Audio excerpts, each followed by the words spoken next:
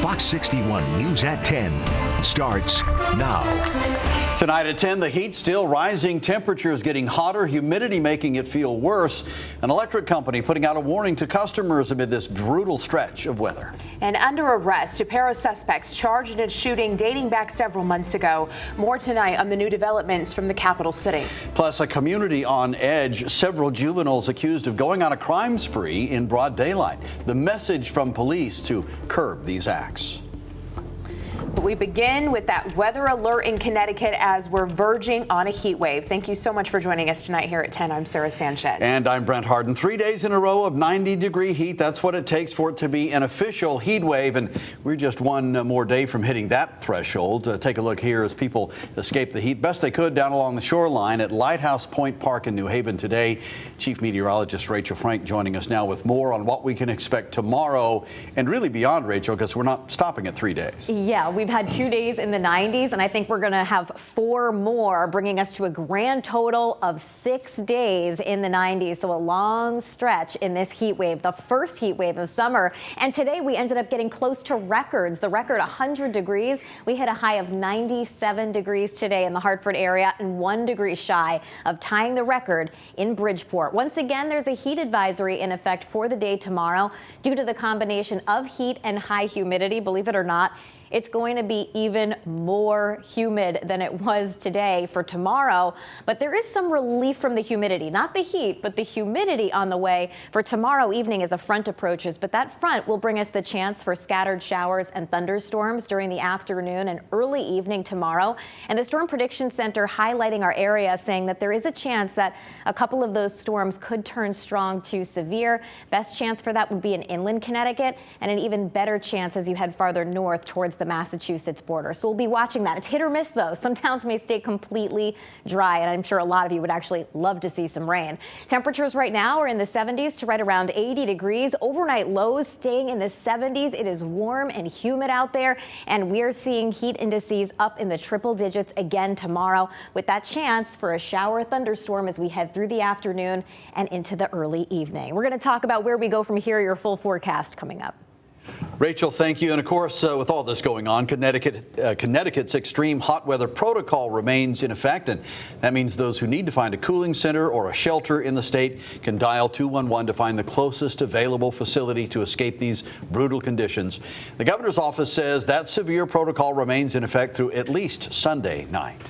These high temperatures prompting Norwich Public Utilities to issue this summer's first power alert. They are urging Connecticut customers to be mindful of their energy use during that heat that we're seeing over the course of this week. They suggest being smart about air conditioner use, along with minimizing the use of appliances that generate heat before the sun sets. The company's communications director saying that these actions could benefit both you and your entire community over the long haul. Well, it means that we want our customers to be a little more conscious about the electricity that they use and help us as we get through these challenging couple of days. We look at it as enlightened self-interest, so that if folks use energy more wisely, there are benefits that will come to them. Now, this power alert is in effect for the next 3 days as we plow through this extended heat wave. And despite the heat, games are still on and sports practices. In the heart of summer, Fox 61's Alicia Machado joins us live in East Hartford with how players are handling the heat out there. Alicia. Definitely a hot one today, and for players out here at McKenna Field, they say it's all about hydration, grabbing a cool water or a Gatorade so that they can stay out in the game. Now, right now it's about 84 degrees here in East Hartford, but earlier well into the 90s as players first took to the field for these games. As the sun beats down over McKenna Field in East Hartford, athletes take to the field to play ball. Let's win. But on this day, the weather not making it easy. It's very hot, it's very humid. I'm already sweating like crazy, and we're not even in the game yet. East Hartford, Manchester, American Legion facing off against Danbury post 60. Whenever it's hot, I just feel like I don't want to do it, but we got to come out anyway and play, you know. Now, just to give you an idea of what kind of temperatures we're dealing with out here, it is 97 degrees in East Hartford as these athletes are playing out on the field. Well, I work in it all day, so I'm kind of used to it. Just stay hydrated and stay in the shade as much as you can. What we found many spectators trying to do, a patch of shade providing just enough relief to stick it out for the game. And in the dugout, today is all about hydration. Just bring a lot of water, coolers. During the game, I'll drink a lot of like Gatorades, waters, maybe even like Pedialyte if I needed to. So what can you do to stay hydrated? When out in the heat, the CDC recommends drinking 8 ounces of water every 15 to 20 minutes and drink water before and after you go out to prevent heat-related illness. The agency says water is sufficient to stay hydrated, but for prolonged sweating, sports drinks can help replace salt lost in sweat. The CDC says to avoid energy drinks and also avoid alcohol, which can cause dehydration. Now, you might have heard to stay away from coffee when it's hot outside, but the CDC actually says the amount of caffeine in coffee, tea, and soft drinks is likely not going to have effect on your overall hydration. Just be sure to drink enough water to stay hydrated throughout the day. We're live in East Hartford tonight. Alicia Machado, Fox 61 News. Yeah, for those players, water is your friend. Thank you, Alicia. Download the free Fox 61 News app as we brace for the summer heat and humidity. You can track the latest conditions where you live and track your weekly forecast, plus get weather alerts and updates sent right to your phone. And new at 10, Hartford police make another arrest in connection to a murder from a few months ago. Chris Olds of East Hartford is being charged with the murder of Michael Foley, who was shot on Sigourney in April of this year. Authorities had already arrested Corey Fairley in late May in connection to the same murder. And new at 10 tonight, police in Waterbury have identified a new person of interest in connection with a homicide case earlier this year. Take a look at surveillance photos released by the police department on Facebook. Police had previously been seeking to question another man in this case. It remains unclear if that person is still being sought. Now, that deadly shooting took the life of 56-year-old Mabel Martinez Antone Giorgi back in April. Her daughter says she was sitting in her home sewing when someone fired into the house on Orange Street. Anyone who recognizes that suspect is being urged to call police. All tips can be made anonymously. 2 teens are accused of committing a string of crimes in Wallingford. Police say the pair was driving around in a stolen car, stole a woman's purse, and then the crime spree reportedly didn't end there. Fox 61's Gabby Molina is live in Wallingford with more on what happened. Gabby. Sarah, police say that this incident is a reminder for everyone to lock up their cars, even if you're just standing next to it or even if you're just running in somewhere quick, because things can be stolen in a matter of seconds.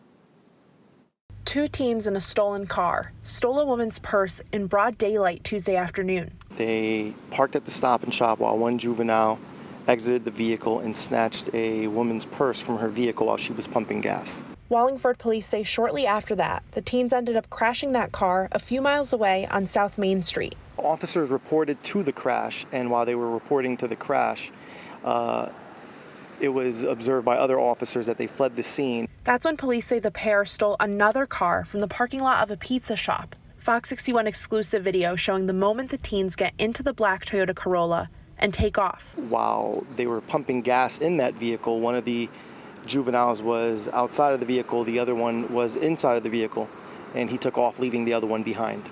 A 16-year-old is now charged with larceny and burglary and was released to a parent.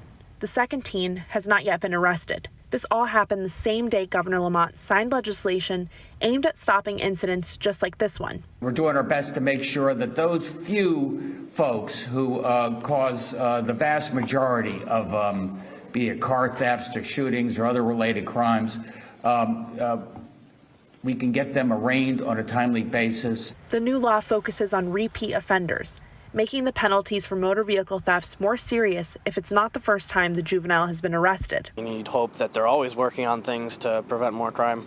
Police continue to encourage people to take steps to protect themselves and their property, which includes staying vigilant and always locking up. I always lock my car before, even if I'm standing like right over here, because you can never know. You can keep your side car unlocked, and it could just be like you're not thinking about it. Somebody could just jump in, grab your phone, and go. And Wallingford police say that they do plan to patrol the main roads where these incidents happened to try to make sure that something like this doesn't happen again. Live in Wallingford, Gabby Molina, Fox 61 News. All right, Gabby, thank you. Well, the Office of the Inspector General is investigating the death of a New York man who died in Manchester police custody. Joseph Torres was found unresponsive on July 10th after suffering a medical episode in a holding cell at the Manchester Police Department. Officers rendered aid, and Torres was taken to Hartford Hospital. He died on Monday. Manchester police had arrested Torres on drug charges. An autopsy on his exact cause of death is pending. And new at 10 tonight, police are investigating another bank robbery involving a People's United Bank branch at a Stop and Shop store. Police in West Hartford say someone robbed the bank at the Newington Road grocery store. Police say there's no threat to the public, though. This marks the fourth People's Bank robbery in less than a week, all of which happened at bank branches inside Stop and Shop stores. It remains unclear if all these incidents are connected. Plainfield police have arrested a mother and son in connection with an overdose death earlier this year. Police say 28-year-old Justin Shirley and his mother, 56-year-old Sally Williamson, are believed to have contributed to the death of 52-year-old Plainfield resident Dean Barr back in February. Police say Shirley gave the man drugs believed to be either heroin or fentanyl. Police also say Williamson left the victim in a freezing parking lot while he was allegedly overdosing and never called 911. Also new tonight, state police arrested 3 people linked to a series of retail thefts and at least one armed robbery across the state. The 3 suspects were spotted driving an overdue U-Haul truck with the windows tinted and the logo removed. Troopers followed it to a gas station and searched the van, and that's where they say they found bags of fentanyl along with other weapons, drug paraphernalia, and more. Police say the trio have arrest warrants out in half a dozen Connecticut communities. Well, the city of Hartford is joining a nationwide push against an injunction that would prevent the ATF from regulating ghost guns. Hartford Mayor Luke Bronin says 15 other cities across the U.S. are among those opposing this injunction. The ATF rule would require manufacturers to be licensed, conduct background checks, and put serial numbers on parts, thereby preventing the spread of these untraceable ghost guns.